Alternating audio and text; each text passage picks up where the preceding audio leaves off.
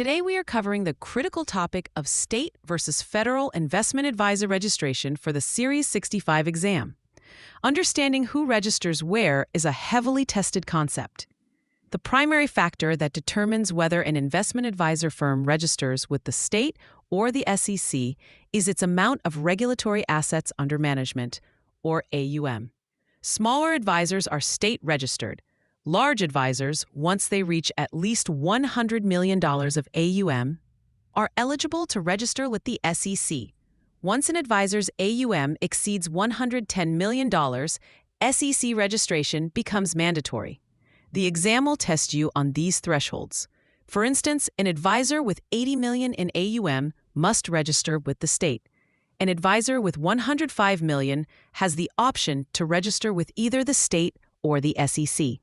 But an advisor with $120 million in AUM must register with the SEC. A common exam trap involves the transition periods.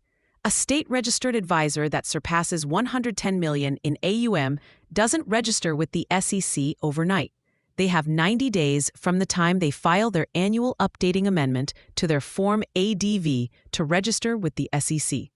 Conversely, a federally covered advisor whose AUM falls below $90 million has 180 days to withdraw its SEC registration and register with the appropriate states. Notice the longer time frame to switch back to state registration. Another key area is the de minimis exemption for state-registered advisors. An advisor with no place of business in a state is exempt from registration if they have 5 or fewer retail clients in that state within a 12-month period. The exam might present a scenario where a state-registered advisor in California has 3 clients in Arizona and 2 in Nevada, but no offices in those states. In this case, the advisor would not need to register in Arizona or Nevada. However, if they get a 6th client in Arizona, they must register in that state. This exemption does not apply to broker-dealers or their agents. For multi-state advisors, if an advisor is required to register in 15 or more states, it becomes eligible to register with the SEC regardless of its AUM. This is an important exception to the AUM-based rules. The exam will also test your understanding of so-called federal covered advisors. These are advisors registered with the SEC.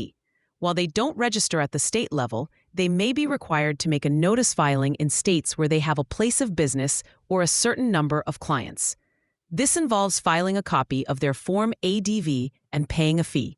It's crucial not to confuse notice filing with full registration. Here's a simple way to remember the core concept. Stay small, register with the state. Grow tall, the feds you call. This phrase helps connect the size of the advisory firm, measured by AUM, to the correct regulatory body. For free practice questions, AI-powered explanations, and more exam prep tools, visit openexamprep.com. That's openexamprep, all one word, .com.